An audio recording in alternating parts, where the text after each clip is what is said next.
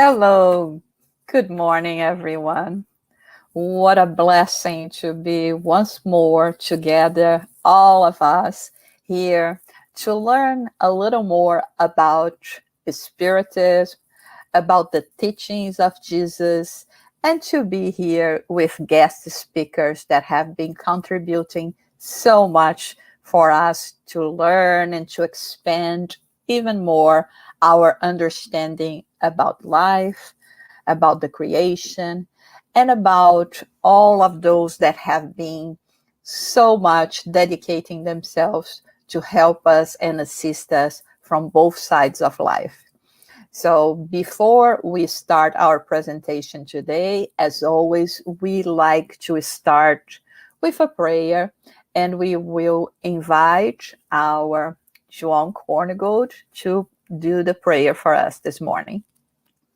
Morning. We close our eyes, we elevate our thoughts, we ask for the blessing and assistance and protection of the spiritual benefactors for our studies of this morning. We ask them to guide us, to inspire us, so we can all together be able to learn, to understand, and more important, to be able to put in practice on our daily lives all the teachings we are about to receive. We ask for the protection of the Spiritist movement in the world, that we may be all united in fraternal sharing of the teachings of our Master Jesus. We thank him for the guidance. We thank him for the assistance to each one of us. With our hearts full of gratitude, we ask permission to open our classes. So be it. Thank you. So one of the blessings that we have been having due to the pandemic is exactly to be able to get to know more people, to be closer to people that before we didn't have that much chance. They live in different places, different countries, and this is the case with our dear Dr. Vicente Pessoa. I'm not going to say doctor anymore, just this once. So Vicente has been one of those discoveries for us, a new friend, a person that has been dedicating so much to these times, being able to enlighten us, not only in terms of spiritism, but also if we consider that he is a physician in terms of with a specialty in infectious disease, he can also, and he has been also helping us in this area as well to understand a bit more about everything that is happening. And he's currently the vice president of the Spiritist Medical Association of Goiânia, where he lives. But above all, like we said, is a new friend, an old friend, and someone very dear to our hearts. And that today has prepared to us a special talk, because he's going to be talking about one man that was very important during the time of Kardec, and that we don't talk that much about him, but we value tremendously the work that he has promoted during his time with Kardec and after that as well. But I will leave that to Vicente today to talk to us about the plurality of inhabited worlds from Flammarion to the present time. Welcome, Vicente. Thank you so much for being here. This morning I was thinking, well, let me try to translate it to the American people, how we would be calling Vicente in English, Vincent, right? But yeah, it's Vicente for us. Welcome. Thank you, Jussara. Thank you, João. It's a pleasure to be here with you. I thank the United States Spirits Federation for this opportunity, for this chance to talk. It's not always that we have these opportunities to bring Spiritism knowledge in the English language. So I would like to take this opportunity to congratulate you all that work abroad, bringing the Spiritist message to those countries. It's really hard to spread this message in Brazil, so I can imagine how hard it is to spread this message in foreign languages, in foreign cultures. So I am a big fan of yours, and I ask Jesus to support and bless you all in this job. So, as you said, we are going to talk about a man that many Spiritists don't know very well. We are used to talk about Allan Kardec, Leon Denis, and even the great Gabriel Delany. But Camille Flammarion, he's been forgotten a little bit. And we don't really understand why. This man was a scientist, an astronomer, a French astronomer, and he was close friends with Allan Kardec. They spent some time together in the Parisian Spiritist Society founded by Kardec. They worked together there, and I keep imagining the dialogues they had, the conversations they had at that time, how rich they would be. I would like to go back in time and watch those men speaking, talking with each other, arguing, discussing, bringing new ideas, old ideas, and that would be a very rich experience. And Flammarion was somebody that believed in the immortality of the soul and in the plurality of the inhabited worlds. He was an astronomer, so he had great knowledge of astronomy, and he even wrote a lot of books about astronomy that where he was trying to make astronomy popular, make astronomy known by the population of France, Europe, and the world, because he believed that we would reach God through astronomy. He had a very strong sentence where he wrote, the astronomical philosophy will be the religion of the evolved spirits, because he strongly believed that astronomy would bring us closer to the notion that God really exists, because the universe is so beautiful, so organized, so huge, that only the presence of God could explain it. So I've been reading and searching about his life for a while, and I guess I have some information that could be new for many of the friends who are watching us now. So we are going to take you to a trip back in time. We're going to make this travel together, and I'm going to present some aspects of his life, some aspects of his ideas and his work, some aspects of his relationship with Kardec, and we are going to try to cross all those informations with what science is searching right now about other worlds, other planets, and life on other planets on the scientific way. So let's begin. I have my presentation set, so let's go. So some dates, so we can situate ourselves in time. Mr. Flammarion was born on February 26, 1842. When he was born, Allan Kardec was 38 years old, because Allan Kardec was born in 1804. So Allan Kardec was 38 years older than Flammarion. And Flammarion was born in a very small village in France named Montigny. It's a very small village, but it's really close to a bigger city named Langres. And he spent his childhood in Montigny, and his teen years, he spent part of them in this city called Langres, where he studied in a Catholic school, and he had the opportunity to study really deeply the Gospels, Latin, the language Latin, philosophy, geography, and all humanistic subjects in that city.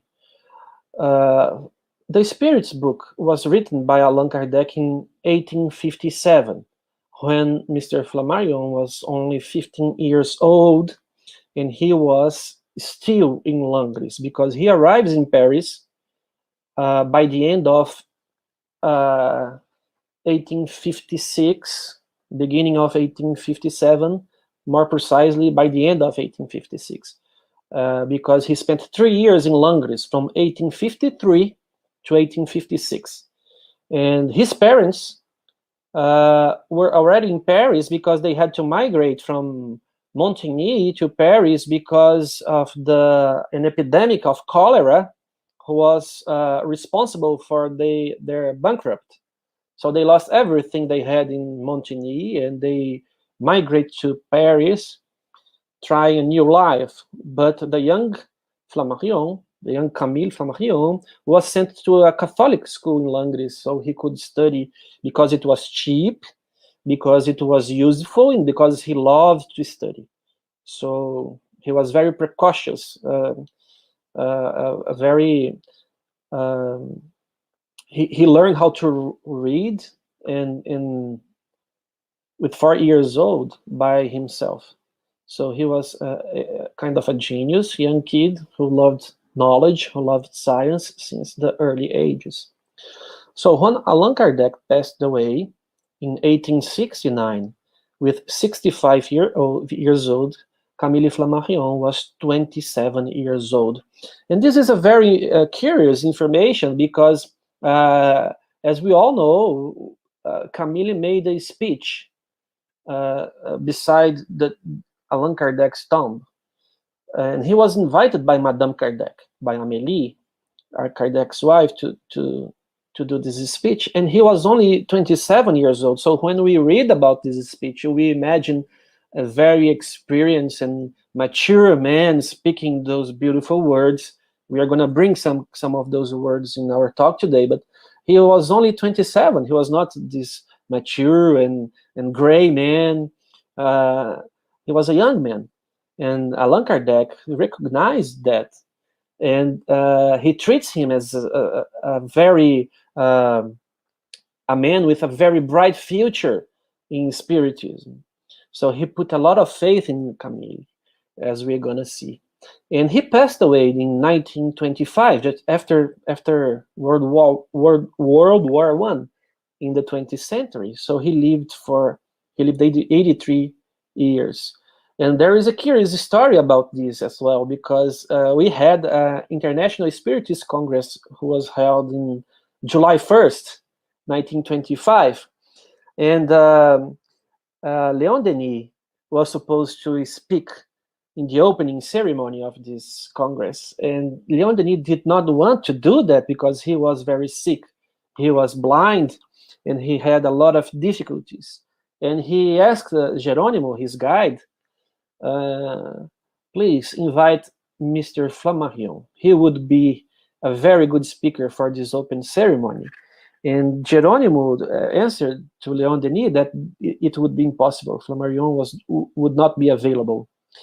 And Denis did not understand that at that time, but the answer was because Flammarion was going to deincarnate before a month before this event, this Congress. So this is why Geronimo answered Denis that he should be the one speaking at the opening ceremony and not Flammarion.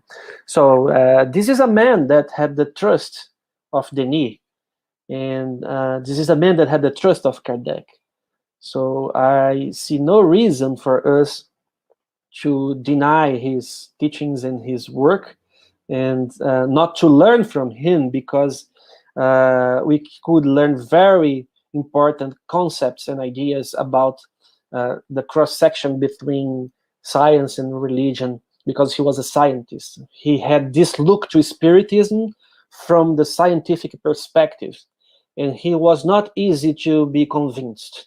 He demanded evidence that those phenomena were real, and he was very demanding.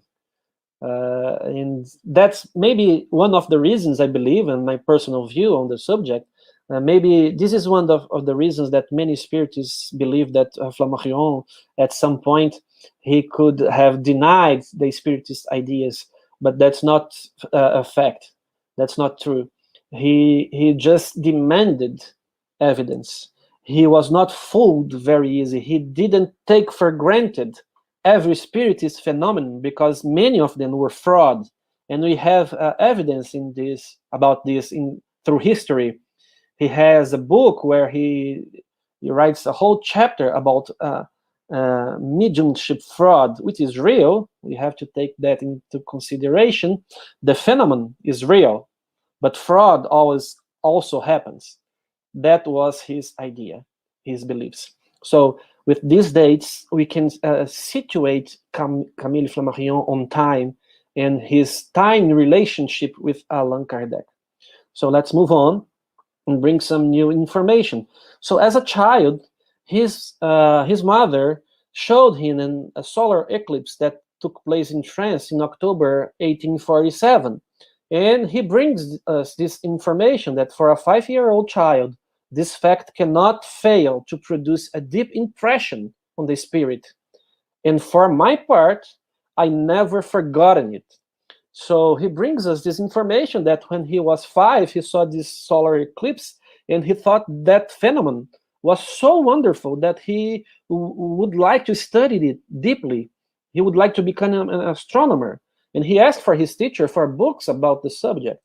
And his teacher brought him books about philosophers from the past who studied astronomy. So he had his first contact with the ideas of Ptolemy, with Nicolaus Copernicus, Johannes Kepler, and other astronomers when he was 5 years old, and he began to develop his ideas and his passion for astronomy from this early age. And he brings this information for us, written by himself. So that's a very important point. This pushed him in this direction of science and astronomy since an early age, and the hold that his mother had in this, because she was Catholic, very Catholic. She wanted him to be a priest, and she used to take him and his siblings to church. But otherwise, on the other hand, she would like them to study the phenomena of nature. So she put this big glass of water made by glass, obviously, so they could watch this eclipse safely. And she has credit for a lot of credit for who Camille Flammarion became in the future.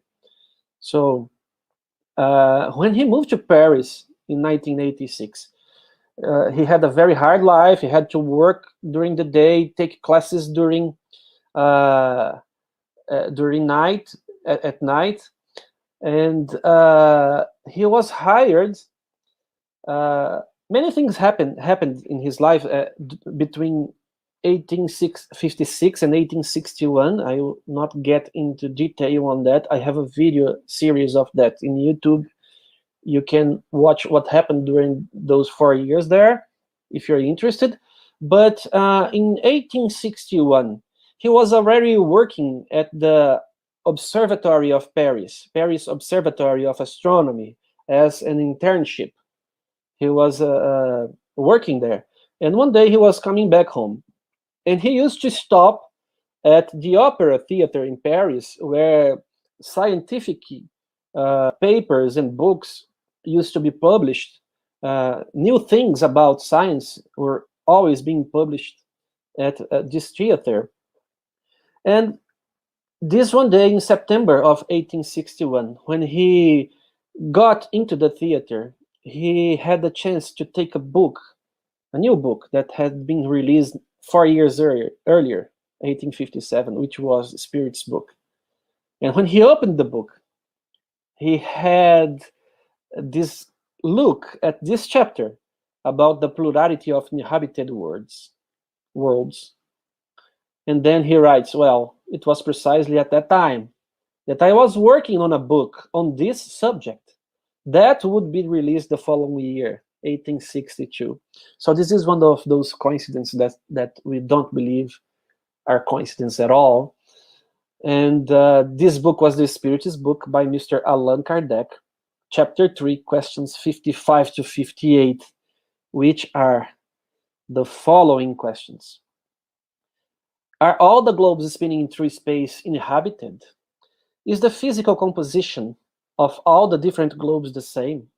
Since the physical composition of the various worlds is not the same, do the beings inhabiting them have a different physical organization? Do the worlds farthest from the sun lack light and heat, since the sun would appear only as a distant star to them? So that called his attention because his book was exactly about that. And he had the desire to meet that man who wrote that book. And that man wrote in the beginning of that book that the book was written by spirits. And that called his attention because he was young, but he was about 20 years old, 19 years old, but he was already this great spirit, well prepared from, we believe, past lives, with a lot of knowledge of science. He had written his first book with 15 years old about the world before the creation of man. And I have this book here from 1852, my edition, but the book was written in 1857 when he was only 15. It's a big book. So for a 15-year-old kid, knowing about geology and sciences and a very hard work to do. So he wanted to talk with that Allan Kardec about that. And that's what he did. Then he introduced himself to Allan Kardec and then became friends. And he worked with Allan Kardec in the Parisian Spiritist Society for 2 years. Every Friday night he was there. And he worked as a medium, and he brought some messages from another famous astronomer, Galilei, which Allan Kardec put in Genesis, as we are going to see. So he had a great influence in Kardec on this subject, as we are going to see soon. So this is the story how they met. And this is the book, The Plurality of Inhabited Worlds, that he wrote when he was 19 years old. And the first sentence of the book, in the first page, already impresses us a lot. It is enough to look carefully at the current state of mind to realize that man has lost faith in security of ancient times, that our time is a time of struggles, and that restless humanity is waiting for a religious philosophy in which it can invest its hopes. So I keep wondering, what was I doing when I was 19 years old? And what Flammarion was doing when he was 19 years old? And he brings us this very deep idea of a new religious philosophy, which was necessary to bring hope to the heart of humankind. And that's very mature for a 19-year-old, and very deep philosophically, very deep theologically. And he found the right person in Kardec, so he could spread his ideas about the plurality of inhabited worlds. So he keeps saying that perhaps when reading these lines, one will wonder what relationship exists between plurality of the worlds and religious philosophy. And many people would not believe in this correlation. For those who think that way, who do not believe in this correlation, They should change their minds and believe that plurality of the worlds is an idea that is at the same time scientific, philosophical, and religious of the highest importance. And by the end of our talk, we will understand what he meant exactly by that, how important it is philosophically, scientifically, and religiously. What consequences this idea could bring to our mind, to our lifestyle, to our daily lives. So this is really deep for a young man this age. These ideas were so important that Allan Kardec wrote a paper about this book and about the ideas in this book in the Revista Espírita, Spiritist magazine. I don't know how to say that in English, but Revue Spiritique in French, in 1863. So the opinion of Allan Kardec from this book is summarized in this text. From our side, we finish with one observation. It is remarkable to see the wisdom contained in that book and the fact that they come from a young man at an age where his peers are still in school. It is even more impressive to see him presenting those ideas with such profound insight. This work demonstrates that his spirit is not in an early stage, or that he is unknowingly being assisted by other spirits. So this is the word; those are the words from Allan Kardec, proving that he believed in Camille Flammarion, in his ideas, and he supported his ideas. And this was a highway of two ways, because Flammarion also supported Allan Kardec and believed in him, as we are going to see on the next slides soon. So when he was speaking by Allan Kardec's tomb at the Père Lachaise cemetery, he called Kardec master and friend, and he thanked Kardec for the support he gave him about his ideas. You were the first, oh, my master and friend. You were the first who, from the beginning of my career in astronomy, displayed a profound affinity for my deductions regarding the existence of celestial humanities. Taking into your hands the book The Plurality of Inhabited Worlds, you placed it at once at the base of the doctrinal edifice that you dreamed about. And that's pretty much true, because the plurality of inhabited worlds are one of the pillars that gives Spiritism its logical conclusions and its strength. So this is one of the main concepts of Spiritism, one of the main ideas, which is consequence of the immortality of the soul, with reincarnation, and so on. So Kardec took those ideas and put them in Genesis, one of the 5 basic books of Spiritism. On chapter 6, as we're going to see, those ideas that he brought through mediumship and were signed by Galileo. So this is very important. This is a proof that about the respect of he had to Allan Kardec and otherwise, and what the respect Kardec had for him. So this is the chapter, General Uranography, which is chapter 6 of Genesis, a very important chapter in this book, where Galileo is going to talk about the creation of the world, creation of the planets, creation of the galaxies. He's going to talk about space, about time, about space-time. And this is 1860s.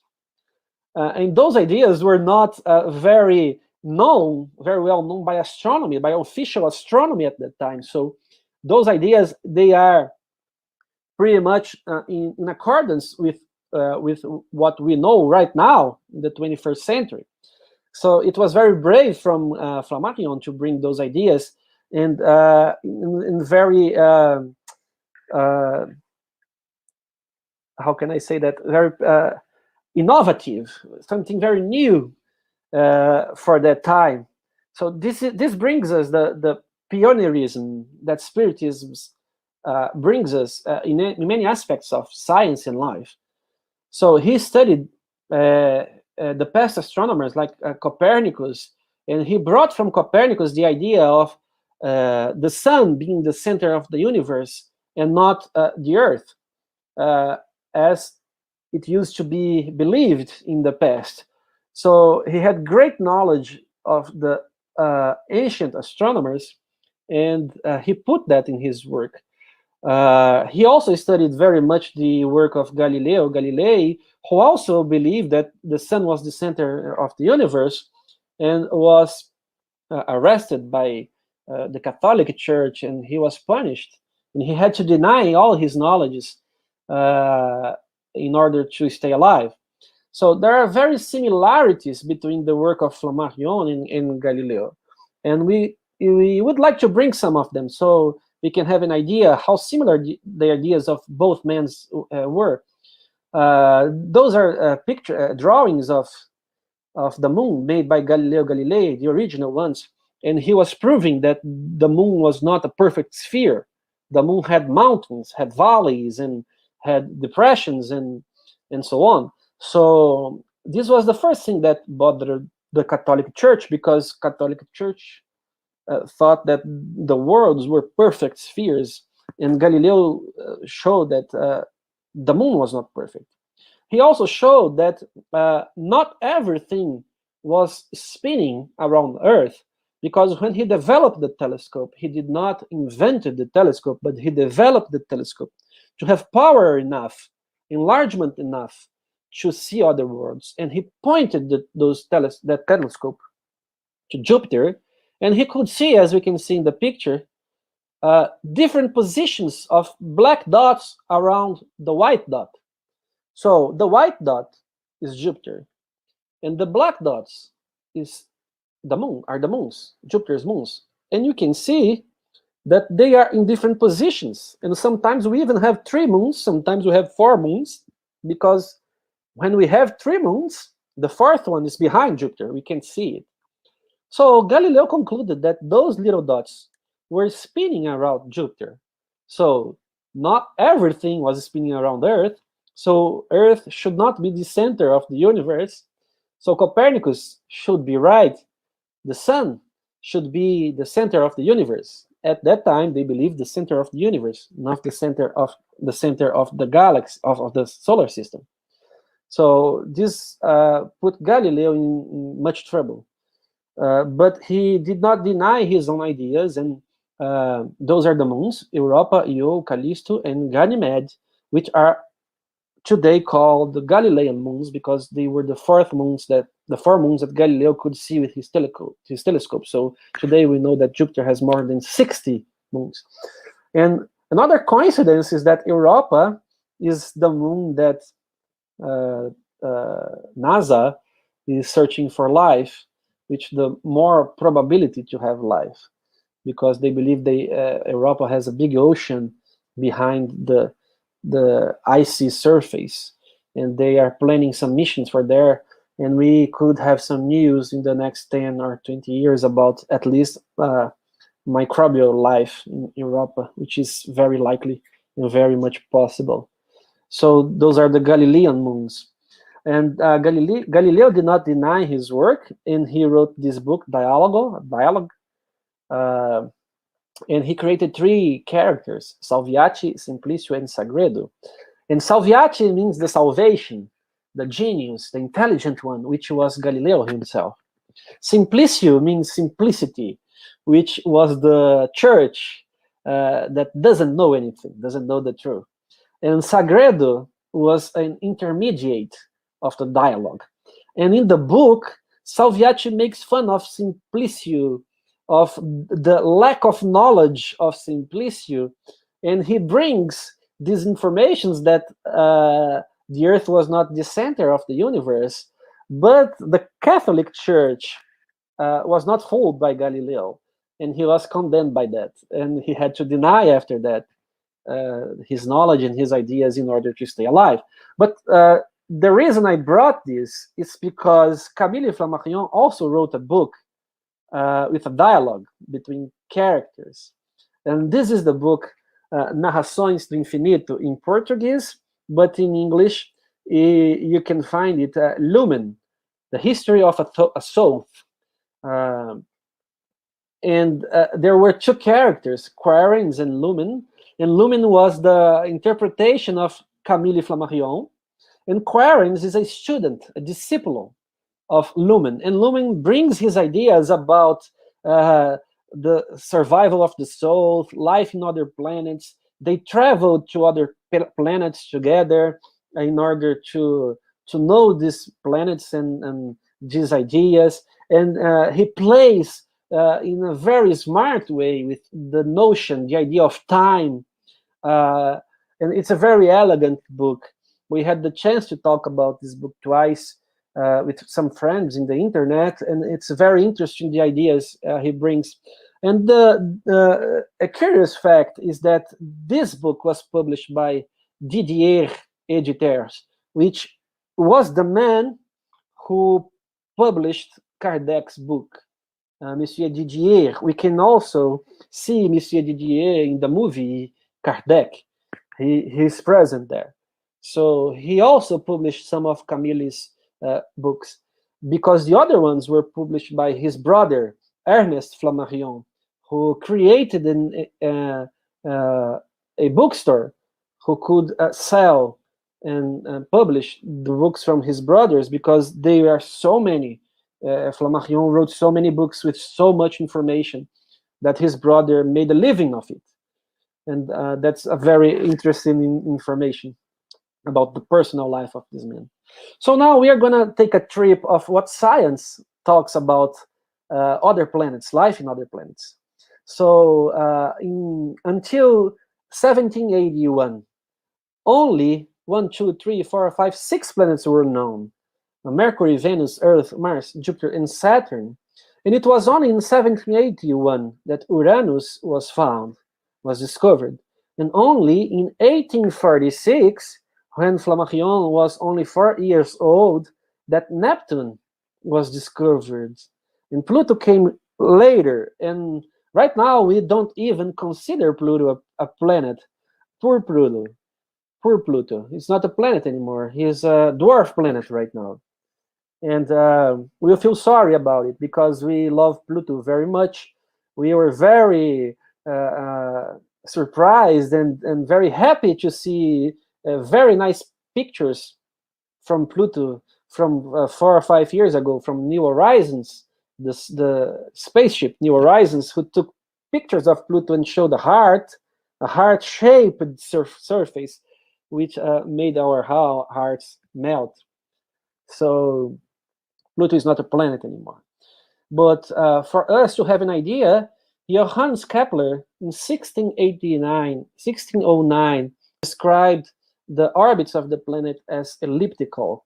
And Newton in 1687 brought the gravitation laws, and he brought those information to us so we can situate in time where we are here. So we can see how the knowledge of the planets progress through time. And we are only talking about our solar system, our star, the sun, and the planets who orbit around this only star. We're not talking about the billions and trillions and exillions stars in the universe. So this is what we knew at that time.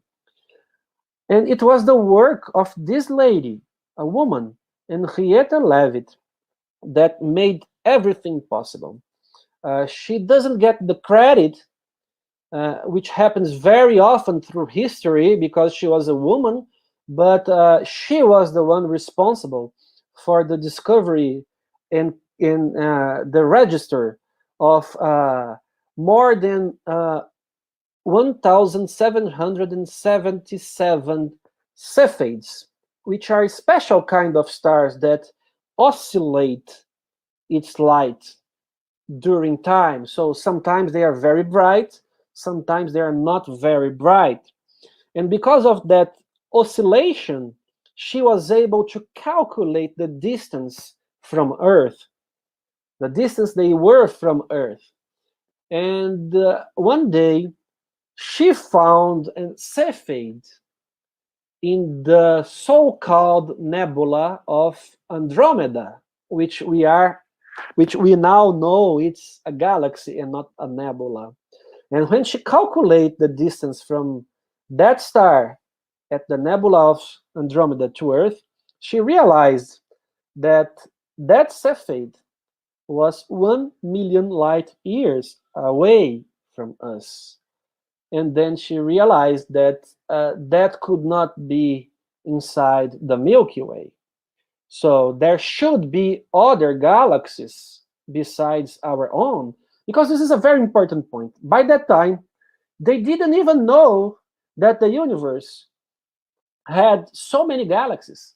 They thought the Milky Way represented the whole universe. So they didn't even have this kind of knowledge. And Flammarion is talking about life in other planets already. So that's pretty amazing. So when she calculated that this Cephid in the nebula of Andromeda was 1 million light years away, today we know that it is 2 million light years away. It's even further because math was adjusted. And but that does not take out her credit. She was great, and she should win the Nobel Prize, but she did not.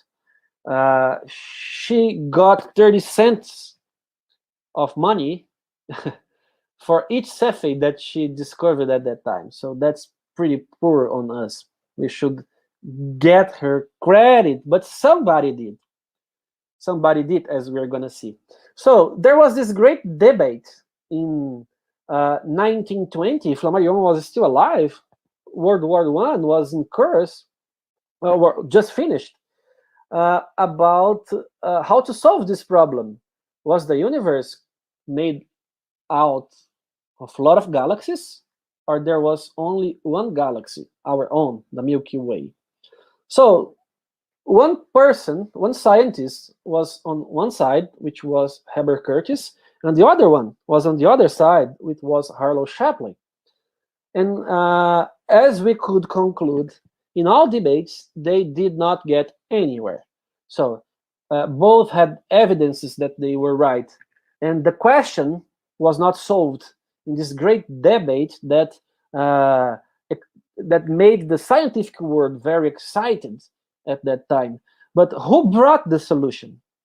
It was only in 1923 that the American astronomer Edwin Hubble, using Enriqueta Leavitt's work about the Cephids, could calculate that that star from the nebula of Andromeda was in another galaxy, because it was so far away. The Milky Way has 100,000 light years, and that star was 1 million light years away. So he calculated that, and he showed that other Cephids were in other galaxies, and the universe was constituted of so many different galaxies, and they were getting further away from each other. So the universe was expanding. So he concluded he was the one, and let me correct myself, he was one of the scientists that concluded that the universe was expanding.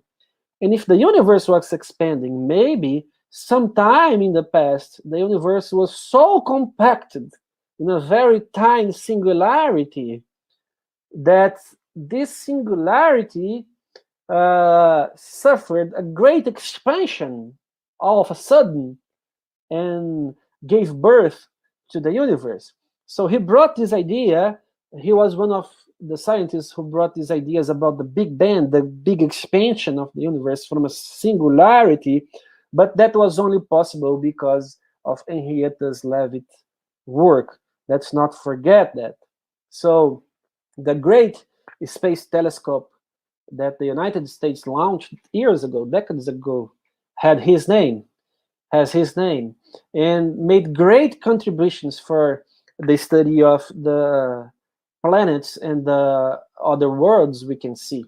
So right now, if we are very impressed by a picture took by the Hubble, which is considered the greatest picture taken by humankind ever. So this picture was made opening Hubble's lenses for more than 20 days in a direction of part of the sky that is as big as your thumbnail. So we can see that part in that square in the middle of the picture. It's the size of your thumbnail, and Hubble pointed his lenses to that direction for 20-something days. And what he saw was astonishing. And this is why it's considered the greatest picture of humankind. In that small space, this is what Hubble saw. And each point of light in this picture is a galaxy with billions and trillions of stars. So we can see in this picture more than 5,000 galaxies, only in that in that tiny piece of sky, in that little square. So that brings us to the idea of God. Who created that? How big is the universe? Can we deal with this information? Can our religion deal with that information? Don't we need a new philosophical, religious doctrine to explain that? To fulfill our heart with hope and comprehension? So this is an amazing picture. And after that, by 1995, science found the first exoplanet, the first planet that was going around a star other than the sun. So this planet was discovered in 1995, and he was named 51 Pegasi b. And from then to our time, the Kepler Space Telescope, designed to find other worlds, was able to find more than 4,200 planets. By March 2018, it had found 2,342 planets. By August 2020, it was the last time I checked, it had found 4,197 exoplanets, bringing us scientifically this idea that there are many worlds out there, and probably those worlds could be inhabited, as Flammarion described in many of his books, where he makes space trips in his dreams, during his sleep, and he brings descriptions of these worlds and their inhabitants to us. So I'm going to skip this just to show that this telescope, Kepler, is pointed to a tiny place in space where he could see more than 4,000 planets. Imagine if he could search the whole galaxy, how many planets would it find? And we have more to come, because in October from this year, and we are very excited and very anxious to see that NASA will launch the substitute of Hubble, James Webb Space Telescope, that will be able not only to see those worlds, but to study the atmosphere of those worlds. And we will have the chance to realize the chance of these worlds being inhabited, because imagine if you find oxygen on those atmosphere, and if you find molecules like chlorophyll, which is present in plants, which is able to see. So this will bring a revolution, and this is the great scientific achievement of our time, and we are very excited because this launch was postponed 3 times already, and maybe we will see James Webb Space Telescope in action after October 2021, a few months from now, and that's bring us very excitement and joy. So this is the size of his mirror comparing with Hubble, and it's a yellow mirror because it's made by gold, a tiny surface of gold, in order to protect the telescope from the cold temperatures from space, because it's going to be in space, unreachable. And this is something that makes us very anxious, because if it has some malfunction, it's NASA won't be able to fix it. Hubble was able to be fixed because it was circling Earth very closely on our reach, but the James Webb Space Telescope will be out of our reach. So let's hope everything works out, and this telescope could bring us secrets that we couldn't even imagine a few years ago. So this is how big it is. It's bigger than a tennis court. It has to go folded into a rocket to the space and unfold in space, because it doesn't fit in any rocket we are able to build right now. And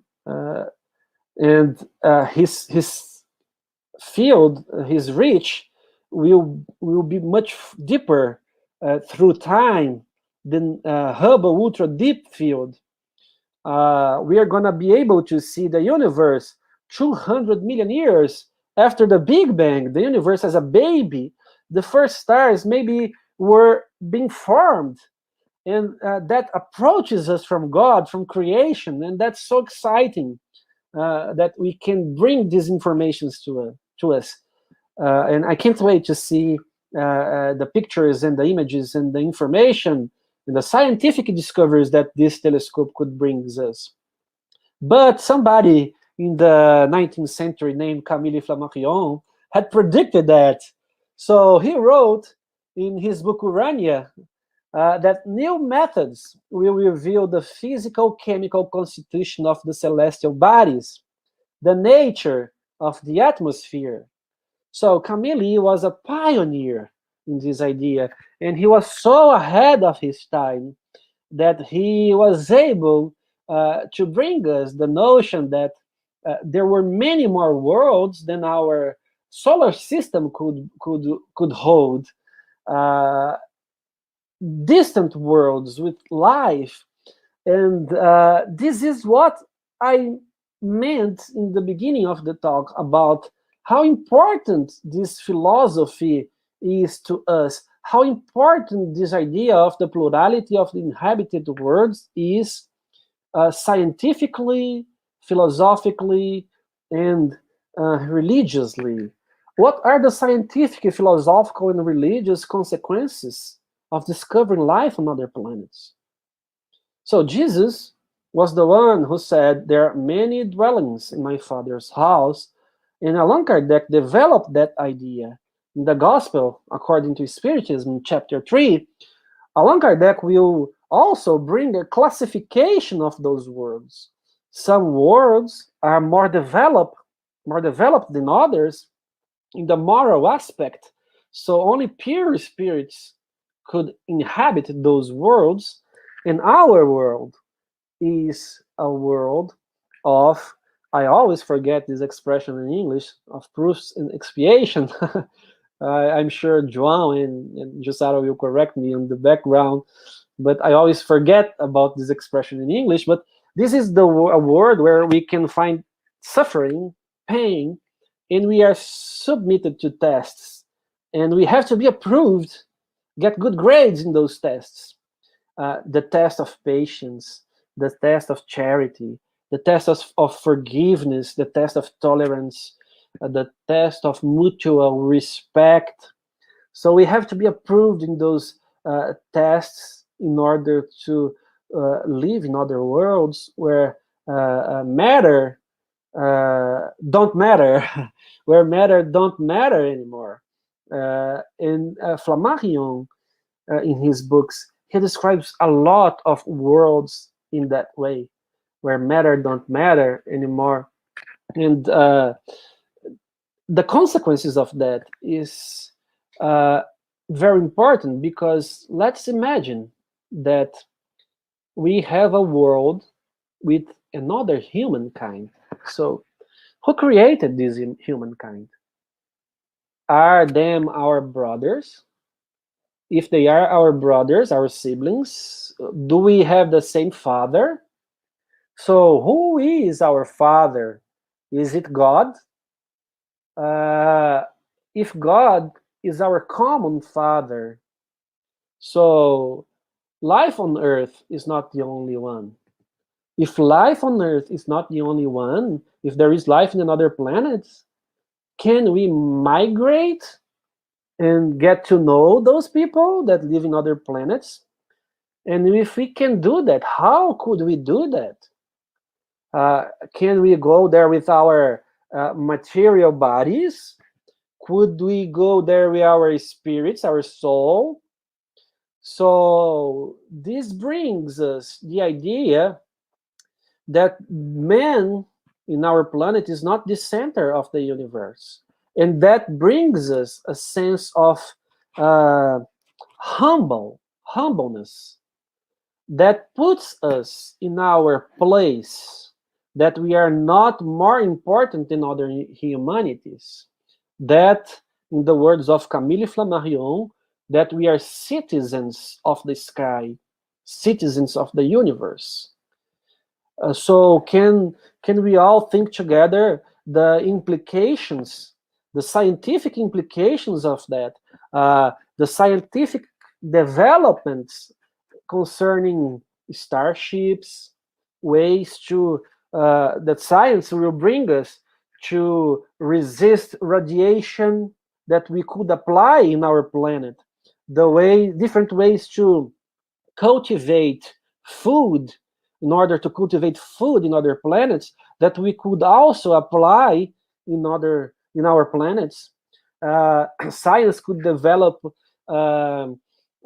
techniques for communication that we could apply in our planet in order to use to communicate to other planets. So imagine how this idea could create a scientific boom, a scientific progress in our society, in our world, because of the idea of many worlds inhabited. And philosophically and religiously, we have those questions that we already mentioned. So are we alone? Are we more important than other humanities of other worlds? Let's put ourselves in our place. Let's develop in our hearts this sense of humbleness and find God and his laws and his creation in everything we see when we look at the sky at night. God reveals himself to us and his work in motion, as Flammarion says. God reveals his work in motion when we look at the sky every night. So the plurality of the inhabited worlds is a doctrine that we should all study and worry about. If you are not worried about the plurality of the inhabited worlds, you should be, because it would change the way you look at life, the way you live your life, and it would help you to be a humbler person, to love your brother and your sister as you should love God and yourself. It would help you be a better Christian. So I thank you, my friends, for listening to me, for taking your time. And I think I am done here. I think I have spoken more than I should, over 1 hour. So I give it back to Jussara and João so we can finish this conversation. Thank you very much. May God bless us all and help us to recognize how humble we should be in front of the universe and in front of himself. Thank you very much.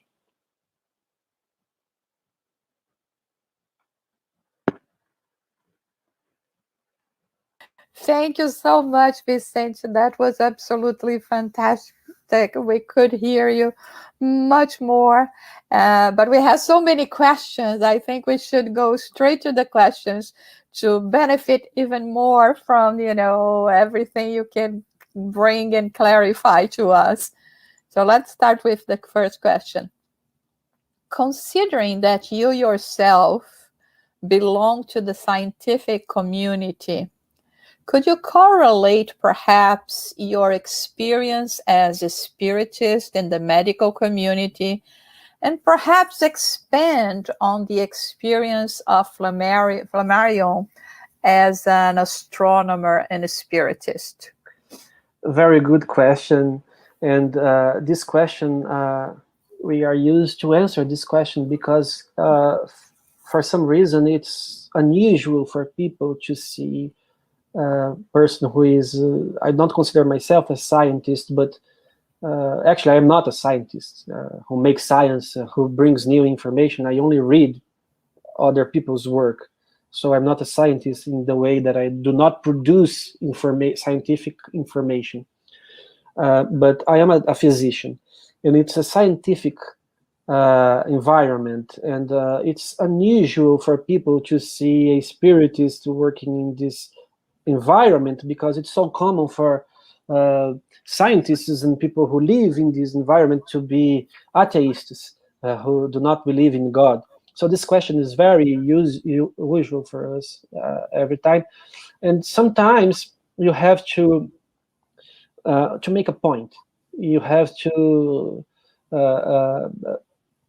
mark your position. As Jesus said to Publius Lentulus in the book 2,000 years ago, you find yourself now a reference point when they met each other face by face. And you have the chance to get this point and transform yourself in your life. So you have to make that point at some point in your life. And I find my colleagues very respectful. Maybe they don't believe, maybe they think we are dreamers, but they are very respectful. And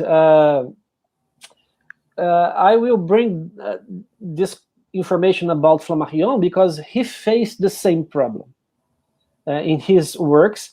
There is a very good example of that.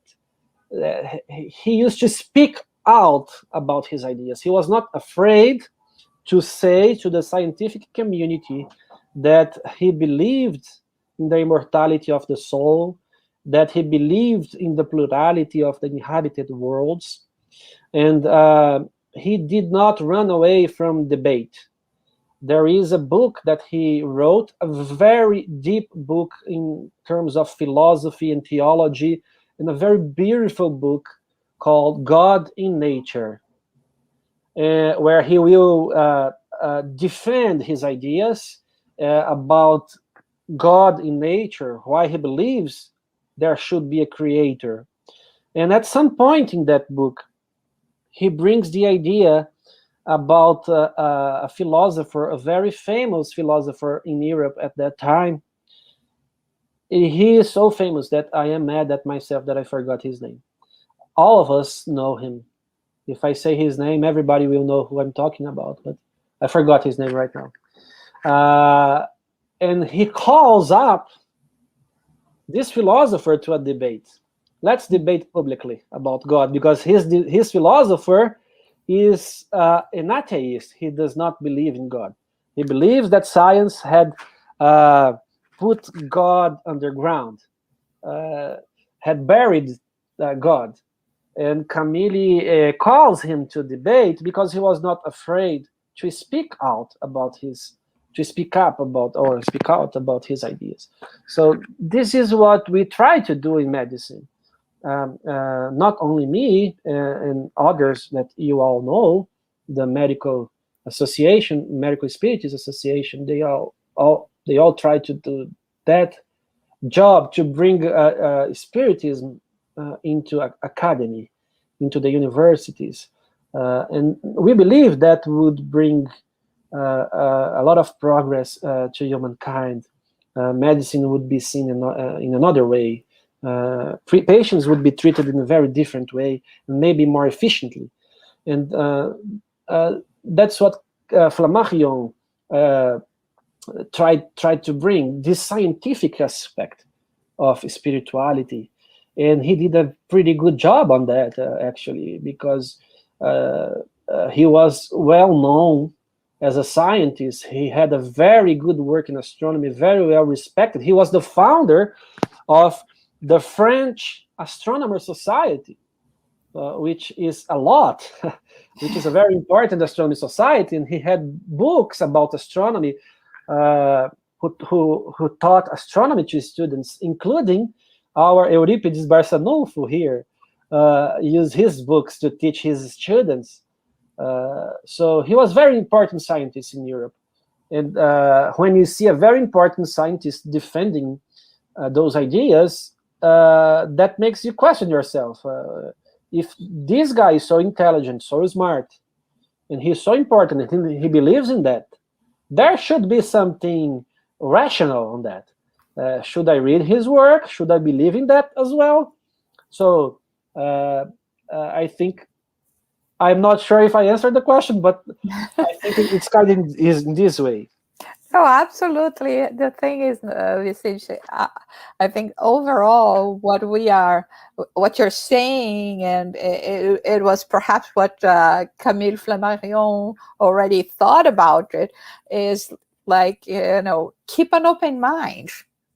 Yes, exactly. And I just remember the name of the philosopher that he was. It was Comte, Auguste Comte. Auguste Comte, the positivist. Wow. Yes, yes. And he was challenging him for a debate, so he was not afraid. So wow. I have a post on that on Instagram that I'll show you here, the picture of both of them. Yeah. And the saying where Camille challenges him, of course, he challenged him in his book, written, because he reveals us that he was not very fond of public discussions, verbal.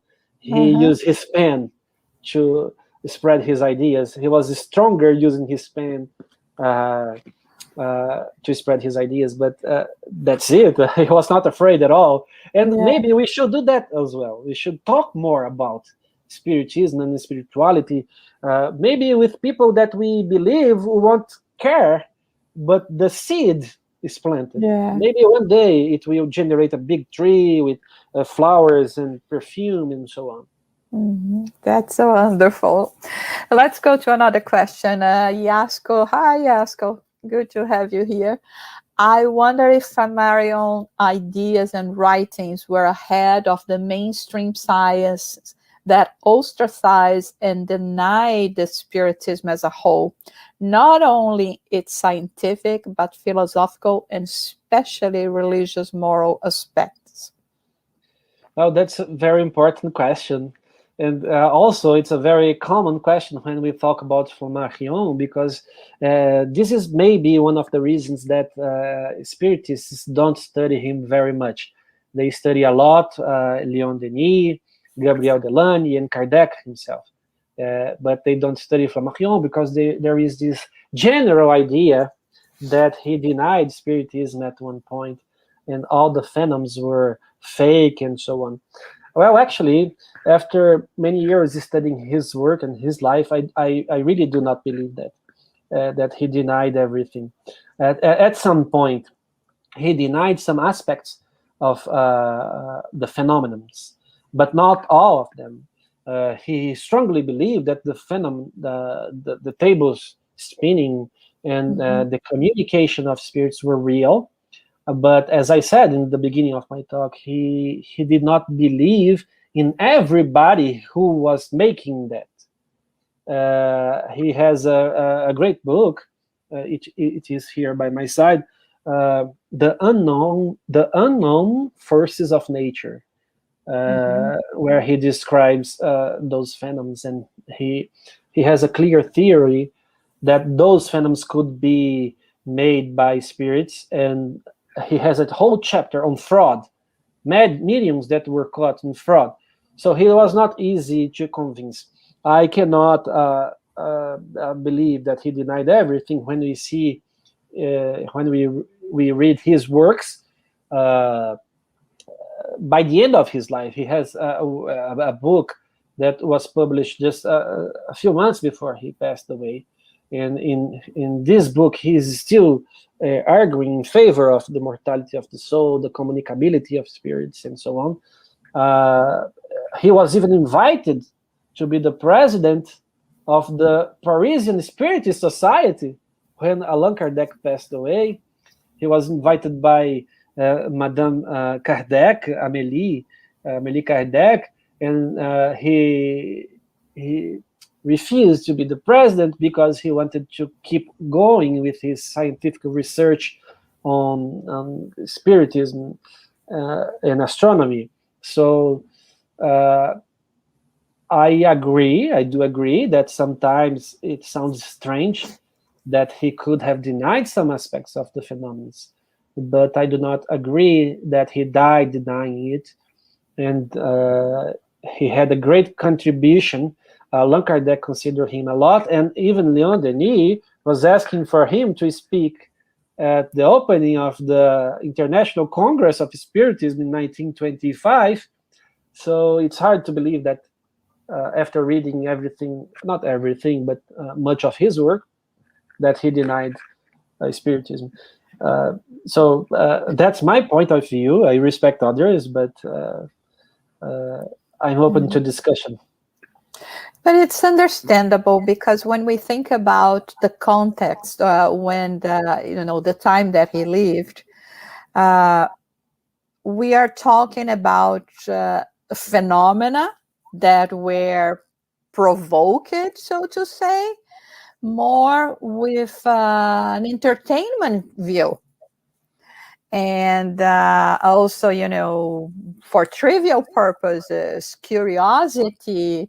So I can only imagine that many of them, and I mean, thinking about a mind such as the mind of Camille Flammarion, very rational, but at the same time open and true to what he was witnessing, that he also witnessed so much, fake phenomena and the hoax, like we say, that he had to position himself as well for, sometimes, or in certain circumstances, as showing and even trying to prevent others to go into all those fakes. And Kardec, in the Spiritist Review, he shows that constantly about all this fake phenomena that people were faking, right?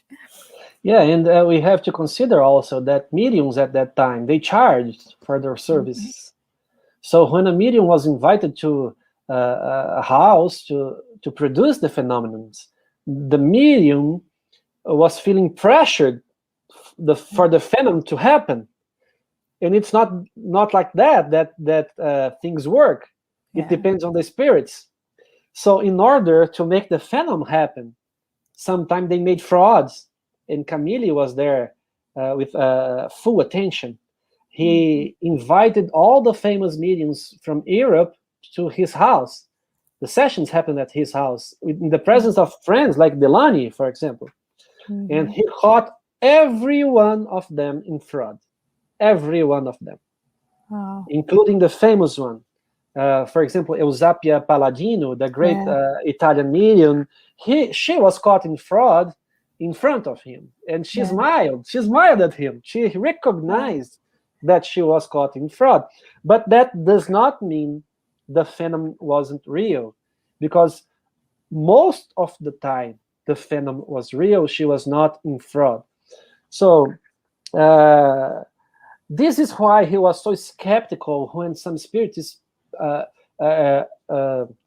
came to him and said, did you see that? Did you see that? I don't believe.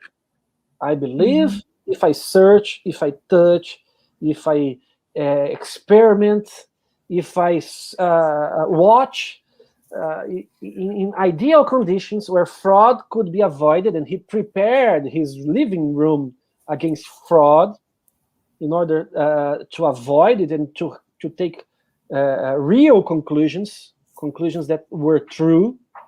So this is why maybe people believe that he denied some aspects of Spiritism, which I don't believe deeply, actually. Yeah, I think, Vicente, let's see if you agree with me, that he absolutely believed in the phenomena, but he didn't believe it in everyone that would bring supposed phenomenon. Like even when we mentioned Eusapia Palladino, for those who do not know, was a very famous medium, studied by the most renowned scientists of her time, Italian, and she was actually genuine. She was a very potent medium, so to say. But she was the one that used to say that sometimes she would prefer to fake because the way they practiced mediumship at the time as well was very exhausting for the mediums. And sometimes she said that she felt so exhausted. She had so much side effect for not, following what we spiritists understanding being as a good protocol for you to exercise your mediumship.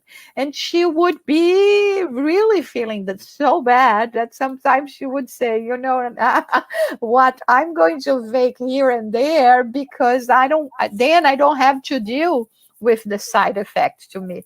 But it's a phenomenal medium, and I mean, and the purpose of spiritism is exactly what Camille was trying to show all the time, that we want real phenomena, and there are plenty. There is no need for people to fake it.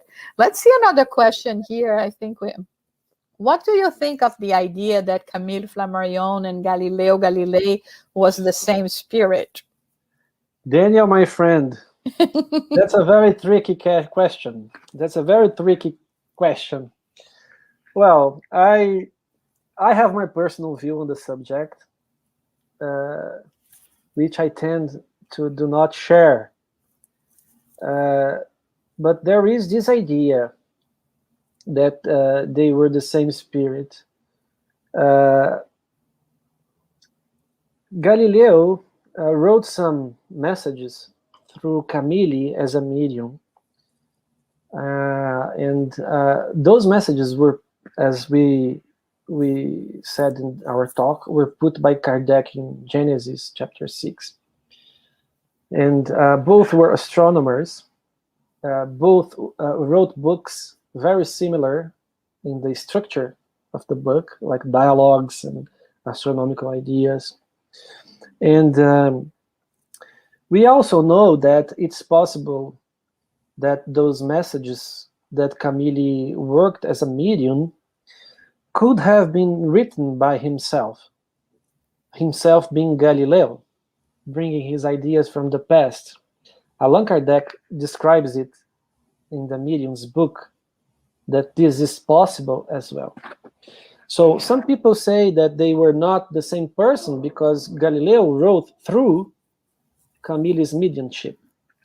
But it is possible for a person to open his memories from the past and bring his own ideas in mediumship. Kardec wrote about that.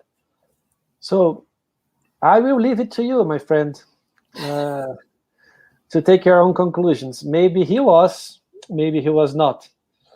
I have my own opinion about that, and I will keep it safe inside my heart. Okay, let's go to another one.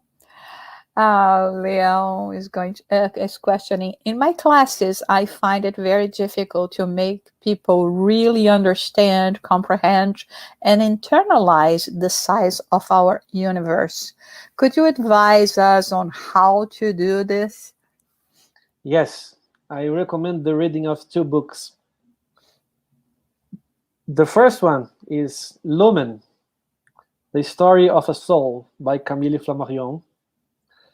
And the other one is a book also by Camille Flammarion, which is, in Portuguese, Sonhos Estelares, or Star Dreams, maybe? Stellar Dreams. Stellar Dreams, maybe, where he will describe the size of the universe in a way that you would never see in another book. And if you want a scientific book, not by Camille, I recommend this book, Big Bang. This one is in Portuguese, but you could also find it in English because it's originally in English, by Simon Singh, which is a physician. Wrong, it's a physics, right? Physics. Physics. And he describes the story of all the information we have about the universe, from the ancient Greek to recent time. Because this kind of information, this kind of idea that you asked, how to convince people, how to advise people how big the universe is, this is so personal.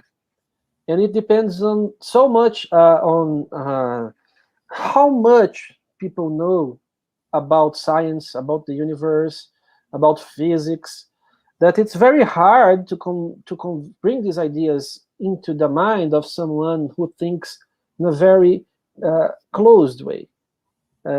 So these books, they will try to open people's mind, and I recommend reading them. That's no other way. I mean, yeah. Okay, thank you. I guess we have time just for one more. Do the science consider the spirit's theories of a type of science? Yes. Of course, not all scientists consider that, believe in that, but there is a growing field of scientists studying that, considering that some things could only be explained by spiritist theory. And we have the chance to know and read the works of many of those scientists, including Brazil. For example, we have Alexander Moreira Almeida. We have a Canadian, Mario Beauregard, which is a neuroscientist. We have a Dutch scientist, which is Dr. Pim van Lommel, a cardiologist who studies near-death experience, and many others. It's not hard to find them if we search in the scientific literature, but of course, we have to be honest and say that they are a minority right now. But these ideas are growing, and they are getting to the point that they cannot explain some kinds of phenomena and some kind of effects without studying a different cause for them. So I strongly believe that we will get to the point where the scientific community will be spiritualized. Maybe we are not going to see that in our current life, but we are not in a hurry, right?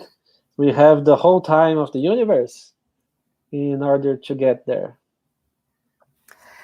Okay, so we are approaching the end of our presentation today. Before we ask Vicente to say his final words, we would like to invite you next week. We are going to have